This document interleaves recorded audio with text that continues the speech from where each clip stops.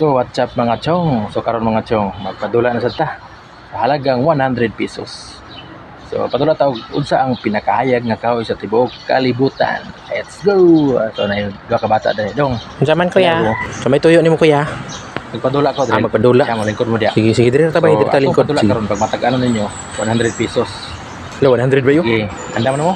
Andam na kayo kuya. Sige, paminaw akong istorya ha para Sige. matag-ano ninyo. Sige kuya. Unsa ang pinakahayag nga kahoy sa tibuok kalibutan?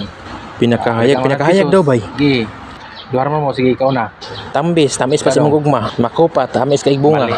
So tagatabog chance isa dapat matag-anan nyo kay para na mo ipang merinda. Sige, ikaw na po na ikaw. Mangga daghan kay bunga. Kadong. Christmas tree kuya, Christmas tree.